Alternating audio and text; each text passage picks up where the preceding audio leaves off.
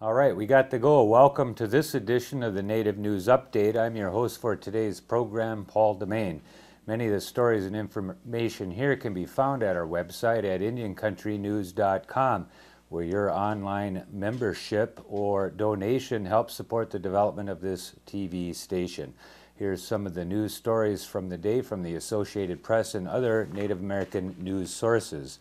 The former leader of a Massachusetts tribe pled guilty this week to federal fraud and embezzlement charges, including violating campaign finance laws while working with convicted lobbyist Jack Abramhoff. Glenn Marshall, 59, pled guilty to 5 counts, including making illegal campaign contributions to members of Congress, embezzling tribal funds, filing false tax returns, and fraudulently receiving Social Security disability payments. Marshall reached a plea agreement during December. In accepting the deal, U.S. District Judge Raya Zobel said one of the counts may involve nearly $400,000 in restitution to the Mashpee Wampanoag tribe. According to the initial plea agreement, Marshall faces up to 5 years in prison.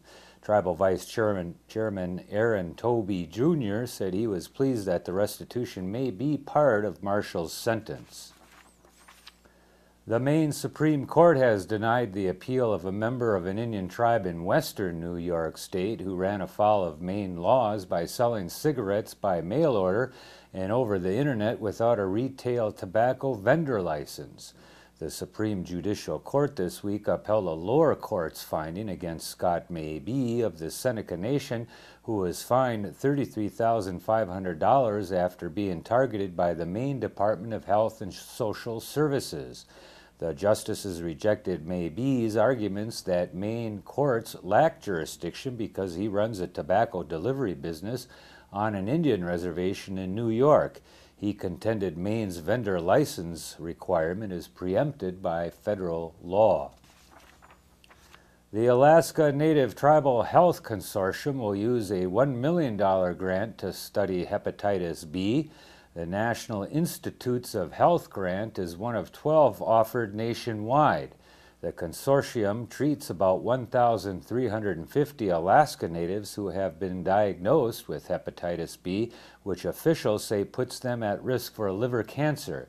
The grant will help researchers detect these patients who need antiviral medications, evaluate markers for liver cancer at an early and treatable stage, and find out which drug combinations are best for treating hepatitis. A member of the Spirit Lake Sioux tribe says she and others plan to ask the tribal council to hold a reservation-wide vote on the University of North Dakota's Fighting Sioux nickname.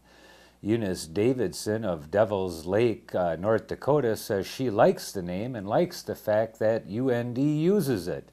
She says the request for a vote will be made to the tribal council next week.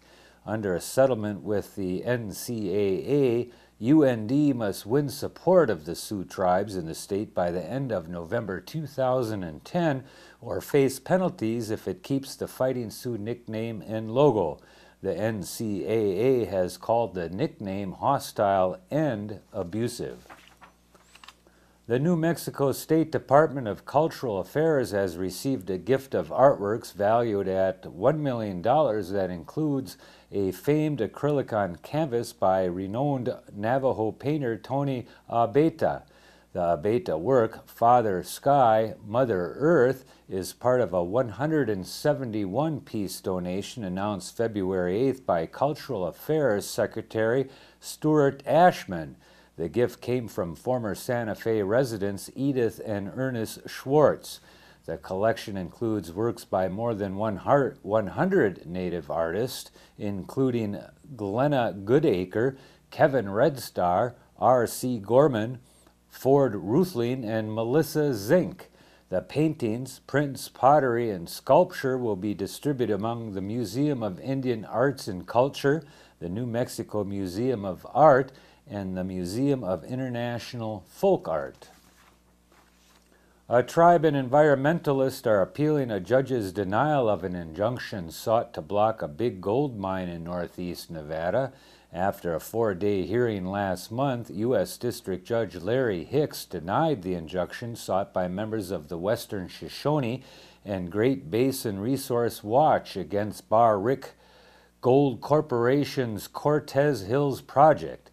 The plaintiff argued the U.S. Bureau of Land Management ignored environmental effects and the religious significance of Mount Tinabo to Western Shoshone when it approved the project late last year. Hicks denied the motion, ruling they did not present enough evidence to show they'd likely prevail should the case ever go to trial. A notice to appeal his ruling to the 9th U.S. Circuit Court of Appeals was filed on February 8th. Great Lakes Intertribal Council at Lac du Flambeau, Wisconsin, has announced that the 5th Annual State of the Tribes Address will take place on February 24th at 11 a.m. before a joint session of the Wisconsin Assembly and the Senate in the Assembly Chamber of the state capitol in Madison. The address will be given by Eugene Big Boy, chairman of the Bad River Band of Lake Superior, Chippewa at Odeno, Wisconsin.